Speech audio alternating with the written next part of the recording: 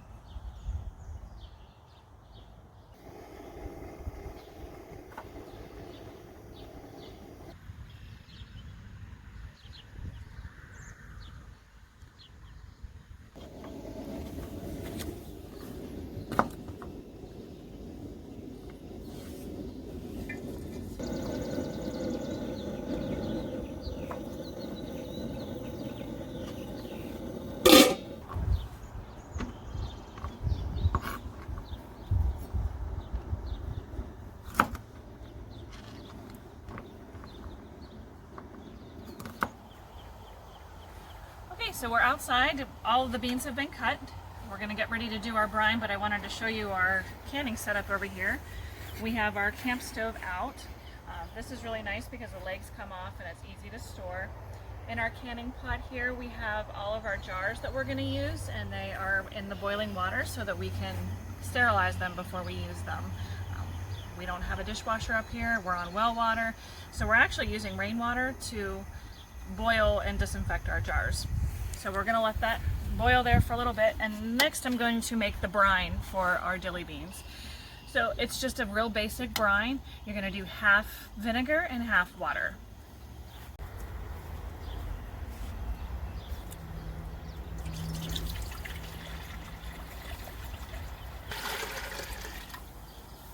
Now I'm not sure how many quarts of beans this is going to be. I didn't weigh these or anything. I'm starting with 6 jars and we'll kind of see how that goes. Like you can see that the brine is super easy to make and it would be really fast to warm it up, so I'm not too concerned if I need to make some more. Alright, to the brine we are going to add 2 teaspoons of canning salt.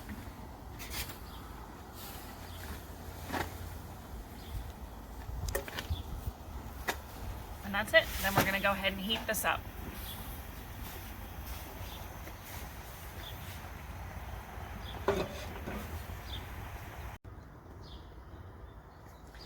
Alright, next we're going to cut some onions up. I haven't used onions in these before. I normally use whole garlic cloves, but we don't have any more garlic left from last year and our new garlic isn't ready to go yet. So I am going to be using some minced garlic, which should be just fine, but I'm thinking for extra flavor we'll add some onions in as well.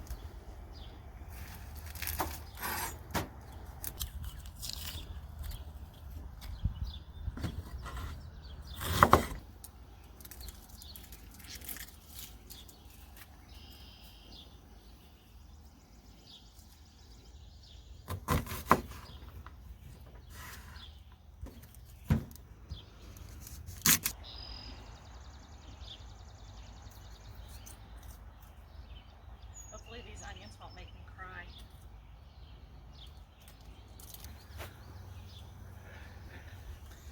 Alright, so this is some fresh dill that I just cut today. Some of it had kind of started to go to flour, but that's fine. It works great in anything that you're going to pickle. So I'm just going to kind of trim off the big heavy stems and get that ready so that we can use it in the jars as well.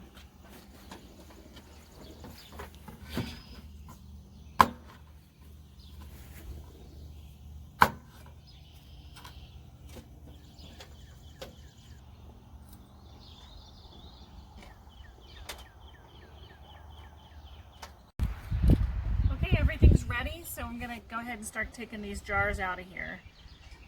So they have to be fully submerged in a really hot water. You get one of these handy jar lifters. Get that water poured out of there.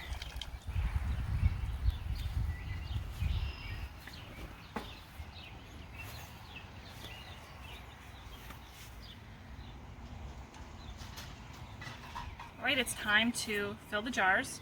So we're going to put some onion, some of the fresh dill, garlic, red pepper flakes, and the beans.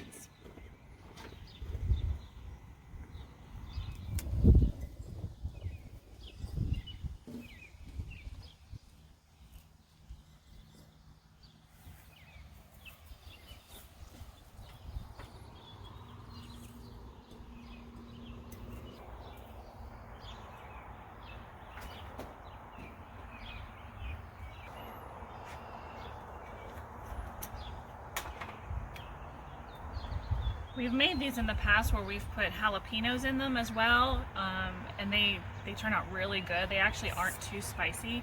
I'm not a real spicy person as far as what I can eat, but I really like those. But we only grow jalapenos every few years because when we do grow them, we get an insane amount, and there's just too much. We can't keep up with them. They produce like crazy. So I didn't do any this year.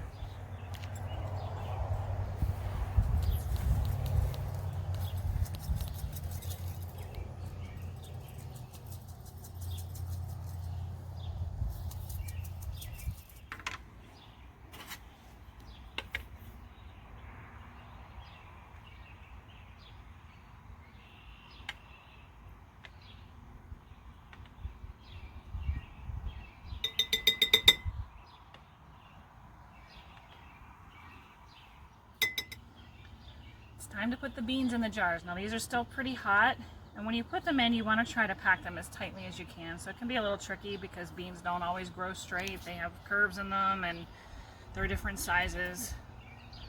Just try to get them in as best you can.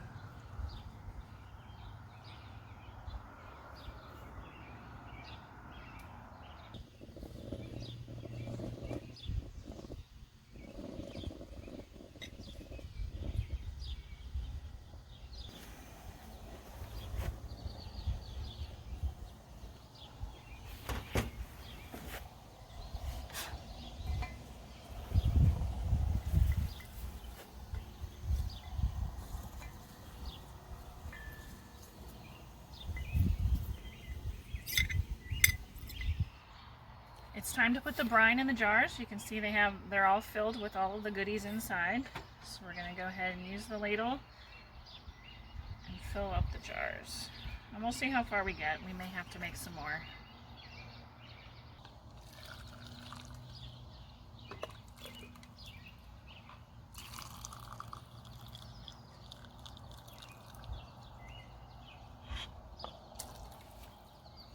So when you can, you have to make sure that you're leaving a good amount of headspace at the top. That's the space between the very top of the jar and where your liquid is.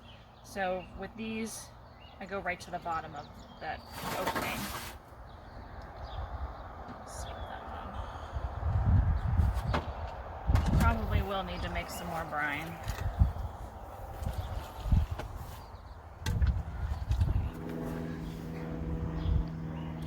Another important step when you're canning is to make sure you try to get out all of the air bubbles. So when you buy a basic canning kit, it comes with one of these plastic spatula type of items. And what you do is take it in along the side of the jar and just press it towards the center. And that'll release any of the air bubbles that are in there.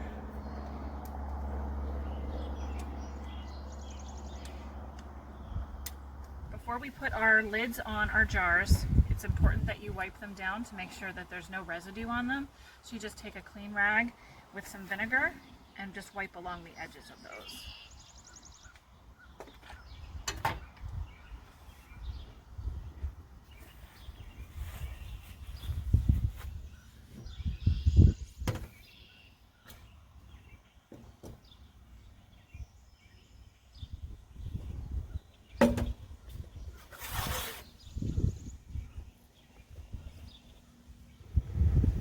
So all the jars have been wiped, so then we're going to use one of these little sticks here. It has a magnet on the end that will allow you to take the lids out of the water. Now these have been heated up And the point of that is the wax that's underneath the lid. It kind of softens that up so you can get a better seal. Sometimes they're a little tricky to get out of there.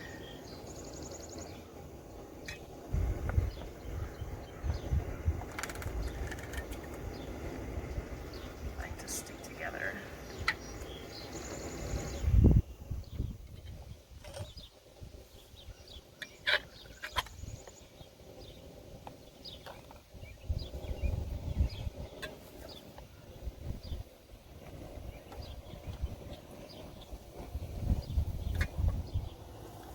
All the lids are on, so next you have to put the bands on. And what this does is it holds the lid in place while we would do the water bath canning.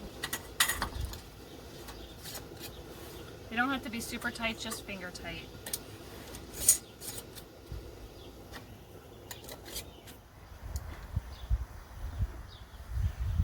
Times can.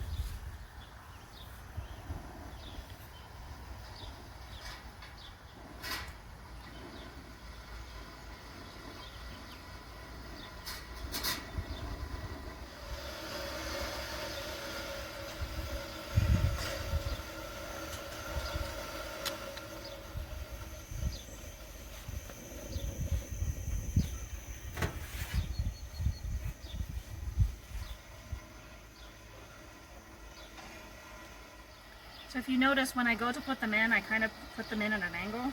I have a good grip on that one. And the point of that is you don't want to just smack the bottom of the jar onto the hot water because it can crack the jars. So you kind of put them in slowly and at an angle.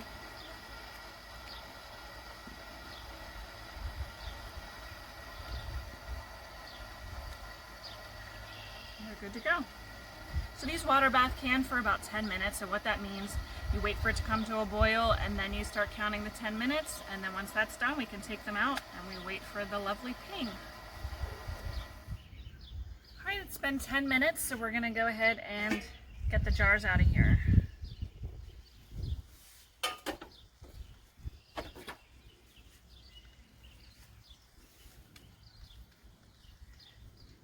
It's always my least favorite part.